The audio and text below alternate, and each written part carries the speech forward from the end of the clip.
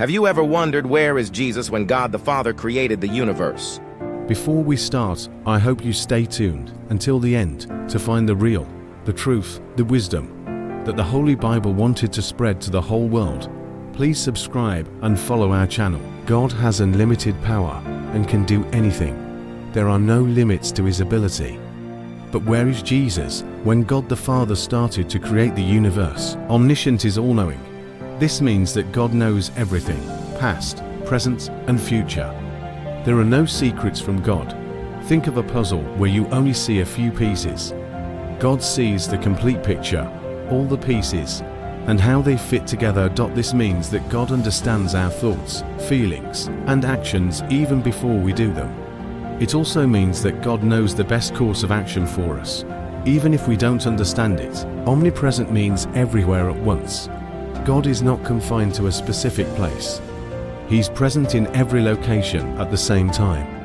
Imagine a light that shines in every corner of a room, illuminating everything. God's presence is like that, filling all of creation. This means that God is always with us, no matter where we are or what we are doing. It also means that God can see and hear everything that is happening in the world. Think of a superhero who can do anything they want. God's power is even greater than that. This means that God can create, sustain, and destroy. He can heal the sick, comfort the grieving, and bring justice to the world. These attributes paint a picture of God as a being who is infinite, which is beyond our human comprehension and limitations; eternal, which is existing outside of time; always present; loving, which his power is not used for destruction, but for good. These attributes are often used to describe God in religious texts and traditions. They help us to understand God as a being who is not only powerful, but also loving, compassionate, and involved in our lives.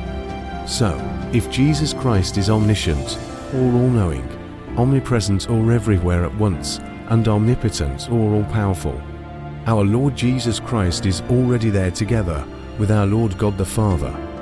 Let's find the proofs in the Bible that he is truly present from the creation.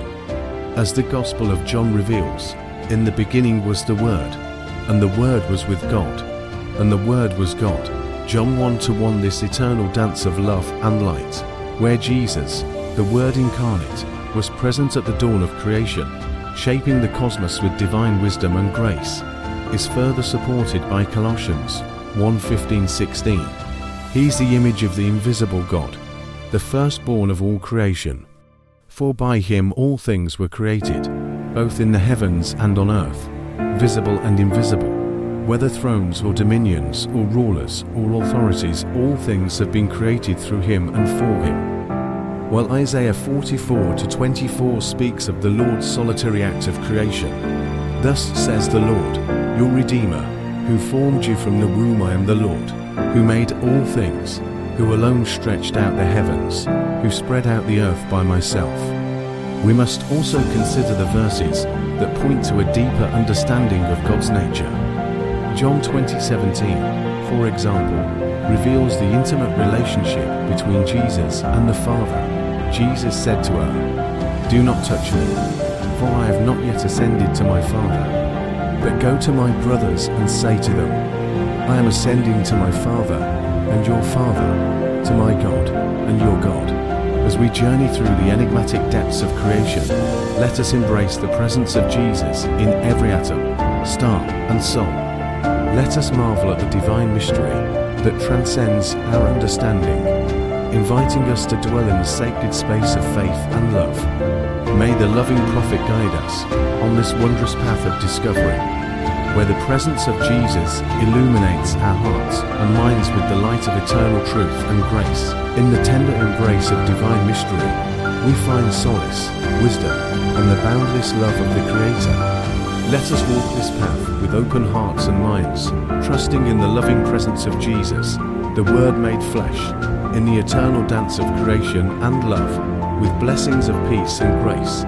Yet, through faith and contemplation, we can embrace the truth that Jesus, the Word made flesh, was present with the Father in the divine act of creation.